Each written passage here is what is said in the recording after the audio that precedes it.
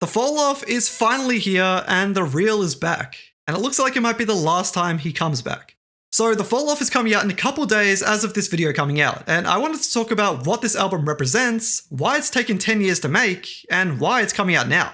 And hopefully this video doesn't age like shit and still has some value, which I feel like it will because we actually know a lot about this album and what it's all about. So what is it and where did it start? Well, we have to go back to Cole's biggest success, 2014 Forest Hills Drive. Before this album, competition was everything. As a young rapper, he wanted to cement himself as not only one of the greats, but the greatest to ever do it. And he held a lot of dissatisfaction in his heart, not feeling like he was getting the respect he deserved after releases like The Sideline Story and Born Sinner. But Forest Hills Drive was the first time he knew what he made was incredible and didn't need anyone else's validation or a Grammy to confirm that. He felt like he was at the peak of his powers. But when he came back from tour, he became complacent, feeling comfortable and content. He hated everything he tried to write, it wasn't even convincing him. That skill that he had honed for years had dulled, particularly his raps with bite, as he leaned into his storytelling through lyricism. And this led to him having some serious conversations with himself. He thought about calling it quits and retiring then and there, feeling accomplished enough to step away. But he was honest with himself and realized a few things. He wanted to sharpen his skills again. He wanted to go out on his terms at the peak of his powers. And he had more to say. So starting from 2015, the idea of the fall off was born, with the driving purpose of the album being a personal challenge for himself, to return to or get to the highest lyrical level. But I think there are a couple other themes to it. Right off the bat, the fall off is a direct and intentional contrast to his first project, The Come Up. He's at the complete opposite side of his career and has lived a full life in rap, from a hungry kid with a notepad and chip on his shoulder to a grey-haired unk with some wisdom to drop. So despite being the same guy, he's a different person, as anyone is from their 20s to 40s, which is crazy to say. But a major theme that seemed tied to at least the earliest version of the album was celebrity culture and celebrity worship. We know that both False Prophets and Everybody Dies were made for the fall off, and that's a big part of those songs. I really respect J. Cole as one of the most genuine seeming guys in rap, and maybe music. And he hates social media and the fixation with celebrities that we have as a society. He thinks it's fine if we look at them for low-form entertainment and drama, but to base our opinions around them or believe in them without fault is a problem. But it isn't baseless. He compares them to real-life superheroes, and I can see what he means. Because as kids, we idolize superheroes and might wear a Superman or Spider-Man costume pretending to be them and looking up to them in a certain way. But we grow out of that as we realize they're not real. But I think we need an attachment like that in our lives, something to aspire to. And once we learn about the real world, those fantastical superheroes are replaced by real-life people who have lived extraordinary lives or achieved things that we hope to achieve because they show it's possible. If we do what they do, why can't we do it too? And that was his relationship with a guy like Jay-Z, who came to perform in his small town when he was young. But now seeing the other side of that, he realizes there are levels to it. He doesn't want any of his fans to worship him or think he's holier than thou. He's a regular human being like the rest of us with flaws and beliefs. But that's not the way fans think, and it can become problematic when artists use their influence to shape the masses. It can be damaging, and he's part of the first generation of celebrities to deal with that issue. While others feed off of that, he's kept his distance from it for his entire career.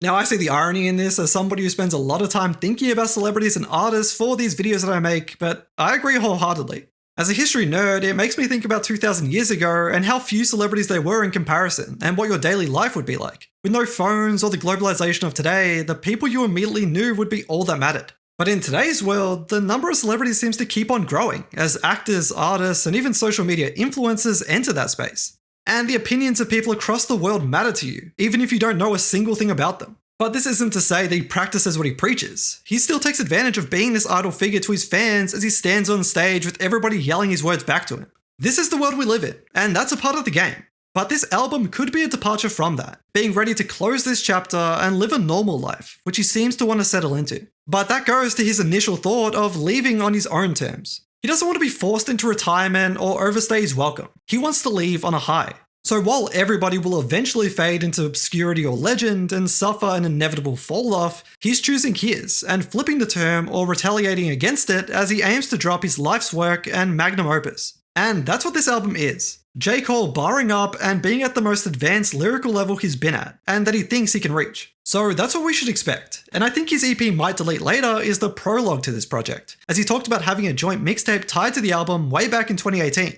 unless there's something else coming. Another thing that seems to be central to the album is the natural cycle of fame.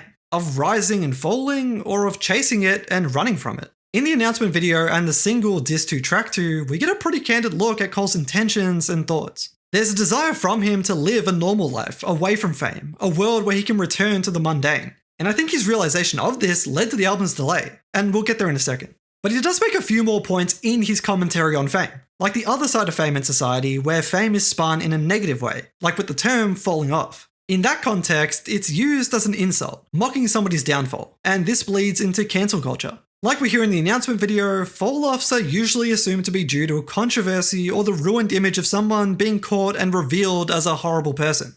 And while that's definitely true in some cases, more times than not, it's really the natural fact that everyone's time in the sun is numbered, unless you really try to hang on. And Cole's accepting of that. Getting famous in the first place is a lot crazier than the inevitable decline. And again, that's just a product of the time we live in, and I think a growing cynicism that's actually taken root since the conception of this album to now.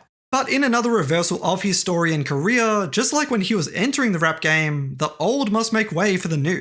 He wanted to overtake the greats, but now the roles are flipped and he's accepting his place as one of the greats that eventually make way for whatever's next. That's not to say that he's rolling over and letting them have it. You always have to be deserving of that greatness. And I expect Cole to be talking his shit on this album because he knows he's far from finished. But reflecting the opposite end of who he was in 2007, he recognizes that everybody has an expiration date at the top. But he's found peace and happiness throughout his career and life, which was previously blocked by pride. Okay, but why has it taken 10 years? Well, there's a few reasons. When he set himself that challenge of mastering his lyricism and craft, that was going to take time.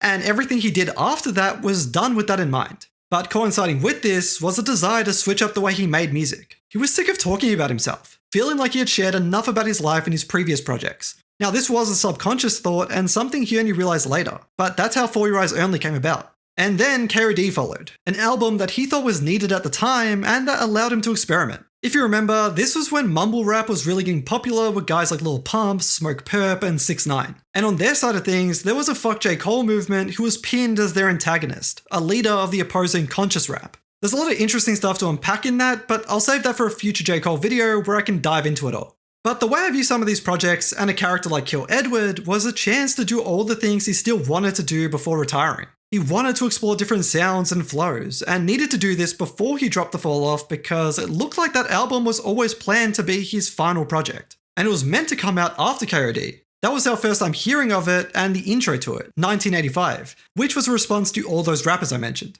But that got squashed very quickly, so I don't think that dropping knowledge on the young folk theme will be too much of an emphasis on this iteration of the album. And I say iteration on purpose, because again, this project was 10 years in the making in some way, shape or form. There are 3 songs we can tie to The Fall Off officially, being False Prophets, Everybody Dies, and now 1985. But you can imagine production would have been very on and off. And a lot of artists have albums like this within their fandoms. For example, Bryson Tiller's Serenity album was talked about in 2017, and fans will always pest artists for years about projects when, in reality, they probably aren't being worked on. The same could go for J. Cole's collab album with Kendrick, which in case anyone is still holding out on that, Cole's pretty adamant that at its peak, it was a rash tweet and a couple studio sessions at most. But the reality is, with albums like this, things come up, and they get put on the back burner, and when that happens, artistic direction can change, thoughts can change, and all of a sudden, they hate everything that the album used to be, and whoops, now it's scrapped and needing a lot to revive it. And in Cole's case, a lot of things popped up. First of all, he realized that making music cannibalized so much of his life's purpose. Despite being a father and a husband, selfishly, he realized he was miserable without making music and wanted to fix that, needing to step away from the grind and make time for more important things in life. And eventually, this was likely what the 3-year hiatus was between KOD and the off-season. Add in COVID, raising his son, and pushing his label, Dreamville. And let's get into that, because his label became a big part of his life and was a new challenge that also ticked another box he was chasing in his end-of-career bucket list.